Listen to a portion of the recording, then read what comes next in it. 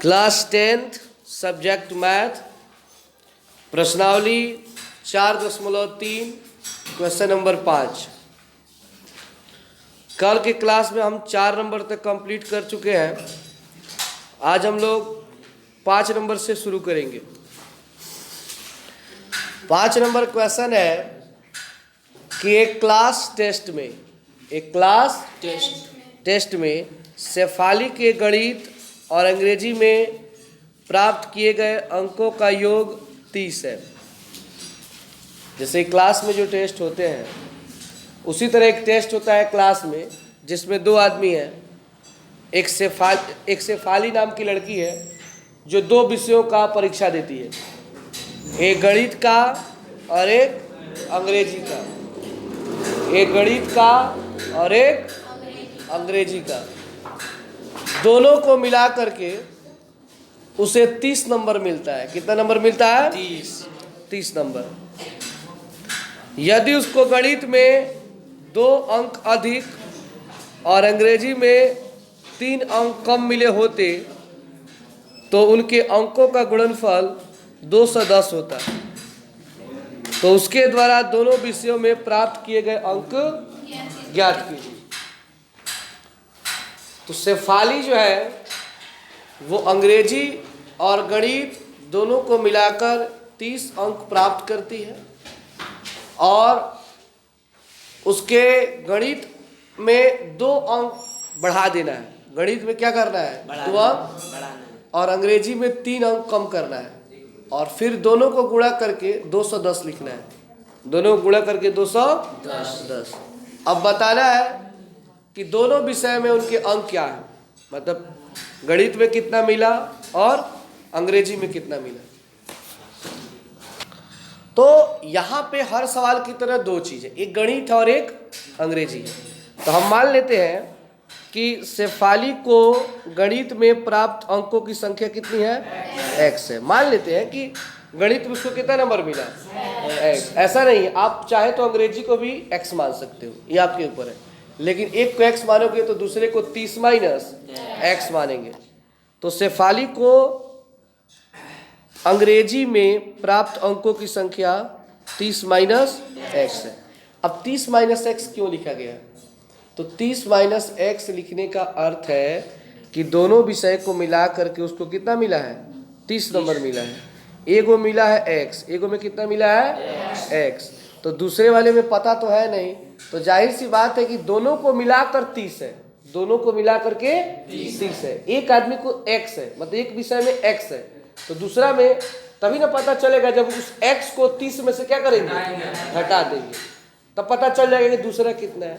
जैसे कहा जाए कि 2 आदमी के मिल के पास 30 रुपया है और एक आदमी के पास है 20 रुपया, तो दूसरे आदमी के पास कितना रुपया होगा? 10 रुपया। कैसे पता चला? आप 30 से ये 20 घटाओगे तभी ना। हाँ, तो उसी तरह 30 में से x को हम क्या करेंगे? घटाएंगे। तो ये तो हो गया गणित का अंक, और ये हो गया अंग्रेजी का अंक। अब गणित में 2 नंबर बढ़ाना है। गणित में क्या करना है? 2 नंबर बढ़ा देना है। तो आपके पास गणित है x, उसमें कितना नंबर बढ़ाना है? 2 नंबर। तो बढ़ाने में प्लस की minus? x plus 2, x plus 2। अब 30 माइनस x है अंग्रेजी में, 30 माइनस x, इसमें से नंबर क्या करना है? कम करना है, घटाना है। तो 30 माइनस x में से 3 को घटाएंगे, 3 को, और दोनों को गुणा करने के बाद उसका मान कितना लिखना है? 210 लिखना है। समझ में आ रहा है बात? ये हमारा सवाल है। अब ये हमारा समीकरण तैयार हो गया, x plus 2 into 30 minus x minus 3 बराबर 200। अब इसी के द्वारा हम द्विघात समीकरण बनाएंगे, और द्विघात समीकरण बनाने के बाद a b c निकालेंगे, a b c निकालने के बाद d निकालेंगे, d निकालने के बाद मूल निकालेंगे। तो उतना तो आप लोग जान ही गए हो। चलिए पहले हम द्विघात समीकरण ही निकालते हैं। x प्लस 2 का x प्लस 2, 30 में से 3 को घटाएंगे। तो बाबू जब 30 में से 3 घटाया जाता है तो कितना आता है? 27 आता है। कितना आता है? 27 आता है। अब x प्लस 2 का x प्लस 2, आइए 27 माइनस x बराबर में 210। अब ये जो बाहर वाला अंक है इससे क्या करेंगे? इन दोनों में क्या करेंगे? गुणा कर देंगे। मतलब पहले वाले अंक से दोनों में बारी बारी से क्या किया जाएगा? गुणा किया जाएगा। इतना तो पता है ना आप लोगों को। x में 27 से गुणा करेंगे तो क्या आएगा? 27x। x में गुणा करेंगे तो हो जाएगा। अब इस 2 से गुणा कीजिए 27 में, 27 दूना, और ये 2 में x से गुणा कीजिए, आएगा ना इतना? अब इतना आ गया तो चलिए इसको अब सजाते हैं। इन सारे पदों को इस साइड से हम इस साइड में लाएंगे तो जो प्लस में वो माइनस हो जाएगा, जो माइनस में वो प्लस। ऐसा क्यों किया गया? इसलिए किया गया कि कभी भी एक्स स्क्वायर का जो मान होता है वो माइनस में नहीं होना चाहिए, वो किस में होना चाहिए? प्लस में। और आप यहाँ पे देख लो एक्स स्क्वायर का मान किस में है? माइनस में है। इसलिए इसको हम इधर से इधर सब भेजेंगे। तो एक्स स्क्वायर माइनस में इधर आए तो ये 27x प्लस में इधर आए तो 54 प्लस में है तो माइनस में, 2x माइनस में तो अब पहले से 210 है यहाँ पे, ठीक है। एक्स स्क्वायर का एक्स स्क्वायर, 2 गो एक्स में से 27 गो एक्स घटाएंगे तो माइनस 25 गो, और 210 में से 54 घटाएंगे तो 156। फिर सीधा कर लेंगे, एक्स स्क्वायर का एक्स स्क्वायर माइनस 25x का माइनस और 156 का 100, ये 0 का 0। ये द्विघात समीकरण बन गया। क्या इसको हल कर सकते हैं? ए बी सी निकाल के डी निकाल के मूल ज्ञात कर सकते हैं। और जब ये मूल निकालेंगे तो x का मान आएगा ना, तो जो x आएगा तो उसको लिखिएगा ऐसे कि शेफाली को गणित में प्राप्त अंकों की संख्या, जितना x आएगा उसका यहाँ पे लिख दीजिएगा। शेफाली को अंग्रेजी में प्राप्त अंकों की 30 में से उसको घटा दीजिएगा। 30 में से उसको क्या करेंगे? x के मान को घटा देंगे, जो आएगा सो हमारा आंसर हो जाएगा। तो बन जाएगा ना? ठीक है, तो इसको उतार लीजिए।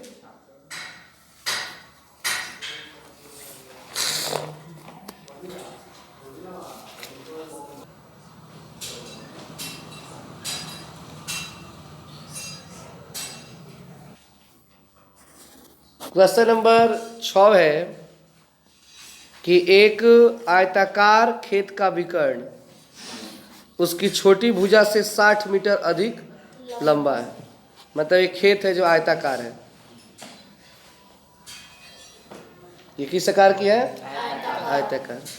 और इस खेत का जो विकर्ण है, इसको विकर्ण कहते हैं। इसको क्या कहते हैं? छोटी भुजा से, सबसे छोटी भुजा से 60 मीटर अधिक लंबा है। तो अब छोटी भुजा कितनी है पता थोड़े किसी को है। तो मान लीजिए ये है छोटी भुजा, लंब, ये है आधार, और ये है कर्ण। ये क्या है? कर्ण। तो सबसे छोटी लंब है। तो मान लेते हैं लंब है x। लंब कितना है? तो इसका विकर्ण होगा, इससे 60 को अधिक होगा, x प्लस 60, x प्लस 60। उसके बाद कह रहा है यदि बड़ी भुजा, ये है छोटी भुजा और ये है बड़ी भुजा, बड़ी भुजा छोटी भुजा से 30 मीटर अधिक है। तो छोटी भुजा कितनी है? x है। छोटी भुजा कितनी है? तो बड़ी भुजा उससे कितना बड़ा है? तो x प्लस 30। तो ये हो गया x प्लस 30 आधार, लंब है x और कर्ण है x प्लस 60। समझ में आया बात? सबसे पहले छोटी भुजा को x, कर्ण को x प्लस 60 और बड़ी भुजा को x प्लस 30। तो पाइथागोरस प्रमेय पढ़े हो ना? कर्ण का स्क्वायर बराबर लंब का स्क्वायर प्लस आधार का स्क्वायर होता है। उसी फॉर्मूले पे इसको बनाएंगे। तो कर्ण होगा x प्लस 60, आधार होगा x प्लस 30 और लंब होगा x। माना, सबसे पहले क्या लिखेंगे?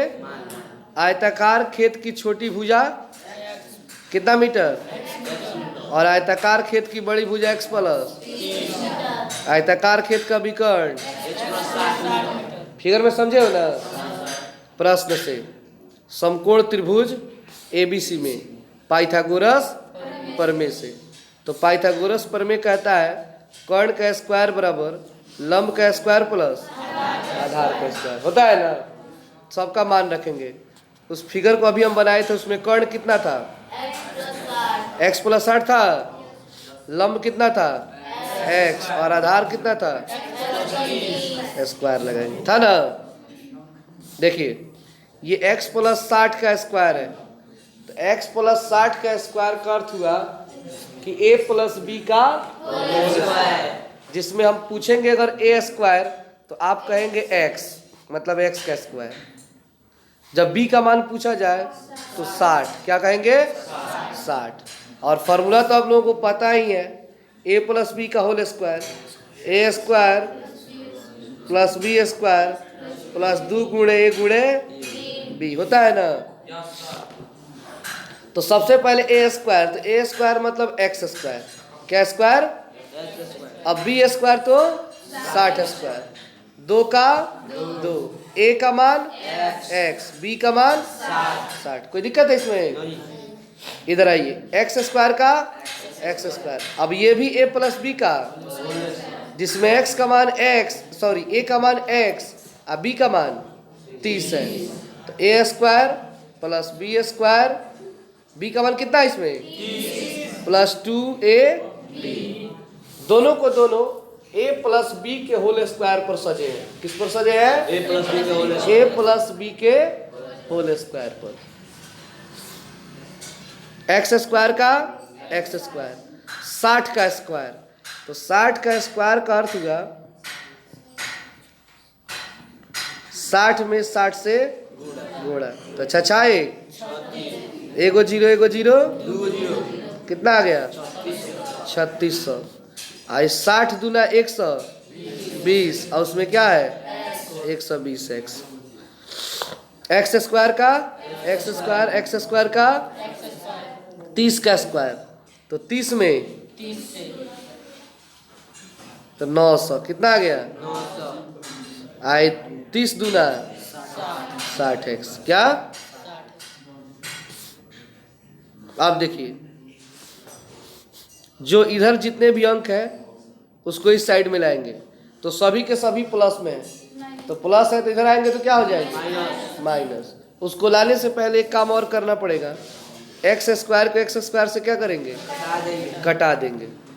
अब इधर बचा क्या x स्क्वायर 900 प्लस, ये दोनों प्लस में इधर आएगा तो माइनस होगा, x स्क्वायर का x स्क्वायर, 60 को x में से 120 को x कभी घटेगा तो किस में जाएगा माइनस 60x, और 900 में से 3600 कभी घटेगा क्योंकि 900 छोटा अंक है और 3600, तो 900 से 3600 घटाएंगे तो माइनस, द्विघात समीकरण बन गया। अब इसका d निकालेंगे, d निकालने के बाद मूल निकालेंगे, और उसके बाद x का मान कुछ ना कुछ तो आएगा ही। जो x का मान आएगा वो सबसे छोटी भुजा, उसमें 30 को जोड़ देंगे तो बड़ी भुजा, 60 को जोड़ देंगे तो विकर्ण, 60 को जोड़ देंगे तो वही ना माने थे हम। तो चलिए इसको उतार लीजिए और इसे बना करके लाइएगा।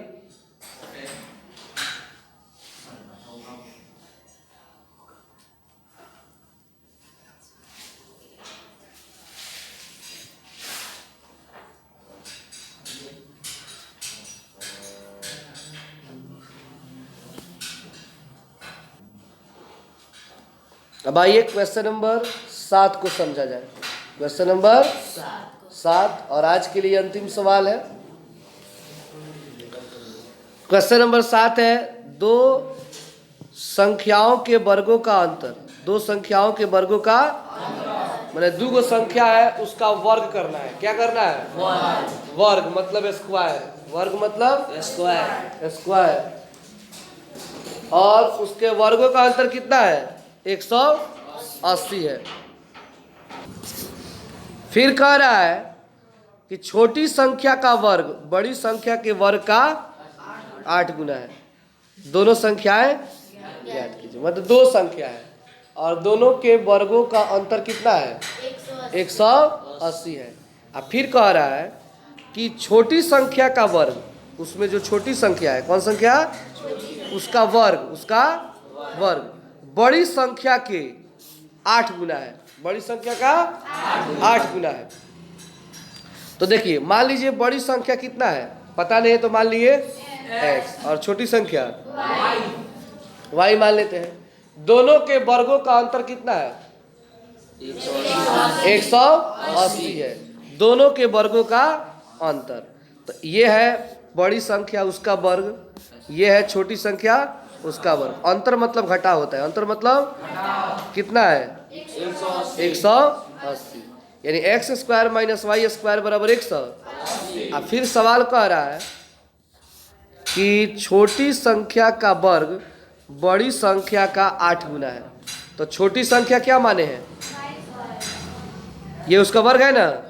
अब बड़ी संख्या क्या है, x है, केवल इसका कै गुना है 8 गुना है। कै गुना मैंने 8 से गुणा कर देंगे तो वाई स्क्वायर बराबर कितना आ गया 8x। तो हम वाई स्क्वायर की जगह 8x लिख सकते हैं, बोलिए।